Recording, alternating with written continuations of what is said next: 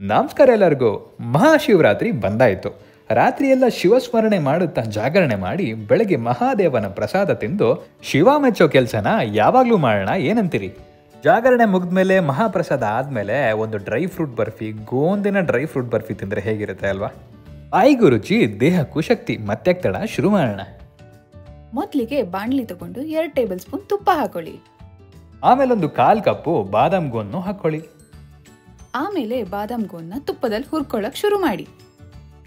Medium to high ಫ್ಲೇಮಲ್ಲಿ ಇಟ್ಕೊಂಡು roast ಮಾಡಿದಾಗ ಈ ಬಾದಾಮ್ ಗೋಂದು ಏನಾಗುತ್ತೆ ಗೊತ್ತಾ, ಈ ಒಂಥರ ಪಾಪ್ಕಾರ್ನ್ ಬಂದಂಗೆ ಊದಕ್ಕೆ ಶುರುವಾಗುತ್ತೆ. ಈ ಗೋಂದು ತುಪ್ಪನೆಲ್ಲ ಹೀರ್ಕೊಂಡು ಕ್ರಿಸ್ಪ್ ಆಗಕ್ಕೆ ಶುರುವಾಗುತ್ತೆ. ನೀವು ಒಂದು ತೊಗೊಂಡು ಹಿಂಗೆ ಒತ್ತಿದ್ರೆ ಪಟ್ ಅಂತ ಪುಡಿ ಆಗುತ್ತೆ. ಅಲ್ಲಿಗೆ ಇದು ಸಾಕು ಅಂತ. ಈಗ ಗೋಂದನ್ನೆತ್ತಿ ಸೈಡಿಗೆ ಇಟ್ಕೊಳ್ಳಿ. ಈಗ ಅದೇ ಬಾಣಲಿಗೆ 1 ಟೇಬಲ್ ಸ್ಪೂನಷ್ಟು ತುಪ್ಪನೂ ಹಾಕ್ಕೊಳ್ಳಿ. ತುಪ್ಪ ಹಾಕಿದ್ಮೇಲೆ 1/2 ಕಪ್ಪು ಗೋಡಂಬಿನ ಹಾಕಿ ಅದನ್ನು ಫ್ರೈ ಮಾಡೋಕ್ಕೆ ಶುರು ಮಾಡಿ, ಅಂದರೆ ರೋಸ್ಟ್ ಮಾಡೋಕ್ಕೆ ಶುರು ಮಾಡಿ. ಗೋಲ್ಡನ್ ಬ್ರೌನ್ ಆಗೋವರೆಗೂ ರೋಸ್ಟ್ ಮಾಡಿ. ಬಾಣಲಿಯಲ್ಲಿ ತುಪ್ಪನ ಹಾಗೆ ಇಟ್ಟು ಗೋಡಂಬಿ ಮಾತ್ರ ಎತ್ತಿ ಸೈಡಿಗೆ ಇಟ್ಕೊಳ್ಳಿ. ಈಗ ಅದೇ ಬಾಣಲಿಗೆ 1 ಕಪ್ಪು ಬಾದಾಮಿ ಹಾಕಿ ಅದನ್ನು ರೋಸ್ಟ್ ಮಾಡೋಕ್ಕೆ ಶುರು ಮಾಡಿ. ಆಮೇಲೆ 1/4 ಕಪ್ಪು ಪಿಸ್ತಾನು ಹಾಕಿ ರೋಸ್ಟ್ ಮಾಡಿ. ಗೋಂದನ್ನ ಬಿಟ್ಟು ಬಾದಾಮಿ, ಪಿಸ್ತಾ ಮತ್ತೆ ಕ್ಯಾಶ್ಯೂನ ನೀಟಾಗಿ ಬ್ಲೆಂಡ್ ಮಾಡ್ಕೊಳ್ಳಿ. ತರ್ತರಿಯಾಗಿರಬೇಕು. ತುಂಬ ನೈಸ್ ಆಗೋದೇನು ಬೇಡ, ತರಿಯಾಗಿದ್ರೆ ಈ ವಿಡಿಯೋ ನೋಡಿ ಇಷ್ಟ ಆದರೆ ಸಾಕಾಗುತ್ತೆ. ಈಗ ಈ ಕಡೆ ಒಂದು ಬಾಣಲಿ ತಗೊಳ್ಳಿ. ಬಾಣಲಿಗೆ 1/4 ಲೀಟರ್ ನೀರು ಹಾಕಿ ಅದನ್ನು ಕುದಿಯೋಕಿಡಿ. ಈಗ ಅದಕ್ಕೊಂದು ಕಪ್ಪು ಬೆಲ್ಲನೂ ಹಾಕೋಣ. ನೀರು ಬಿಸಿ ಆಗ್ತಿದ್ದಂಗೆ ಬೆಲ್ಲ ಹಾಗೆ ಕರಗೋಕ್ಕೆ ಶುರು ಆಗುತ್ತೆ.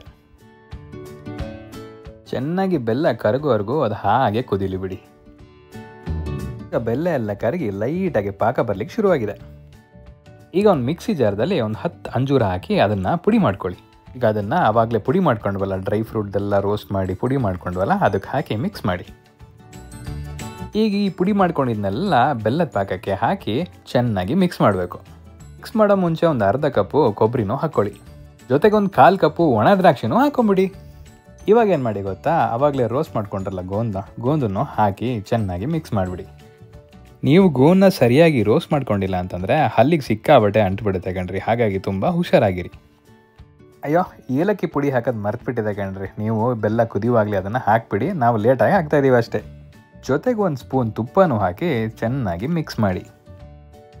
ಈಗ ಒಂದು ಪ್ಲೇಟ್ ತಗೊಂಡು ಅದಕ್ಕೆ ತುಪ್ಪ ಸವರಿ ಈಗಾಗಲೇ ರೆಡಿಯಾಗಿರೋ ಡ್ರೈ ಫ್ರೂಟ್ ಮಿಕ್ಸ್ಚರ್ನ ಈ ಪ್ಲೇಟ್ಗೆ ಟ್ರಾನ್ಸ್ಫರ್ ಮಾಡಿ. ಈಗೇನು ಮಾಡಿ ಗೊತ್ತಾ, ಪ್ಲೇಟಿಗೆ ಹಾಕಿದ್ಮೇಲೆ ಲಟ್ಟಣಿಗೆ ತೊಗೊಂಡು ಅದನ್ನೆಲ್ಲ ಒಂದು ಹದ ಮಾಡ್ಕೊಳ್ಳಿ, ಅಂದರೆ ಒಂದು ಲೆವೆಲ್ ಮಾಡ್ಕೊಳ್ಳಿ. ಇವಾಗ ನಿಮ್ಗೆ ಇಷ್ಟವಾಗಿರೋ ಶೇಪಲ್ಲಿ ಈ ಬರ್ಫಿನ ಕಟ್ ಮಾಡ್ಕೊಳ್ಳಿ. ನೀವು ಪ್ಲೇಟಿಗೆ ಹಾಕಿದ್ಮೇಲೆ ಒಂದು 5 ನಿಮಿಷ ಬಿಟ್ಟು ಅದನ್ನು ಕಟ್ ಮಾಡ್ಕೊಳ್ಳಿ. ಈ ಬರ್ಫಿ ಹೈ ನ್ಯೂಟ್ರಿಷಿಯಸ್ ಬರ್ಫಿ ಆಗಿರುತ್ತೆ. ನಿಮ್ಮ ಆರೋಗ್ಯಕ್ಕೆ ಕೂಡ ಒಳ್ಳೆಯದು.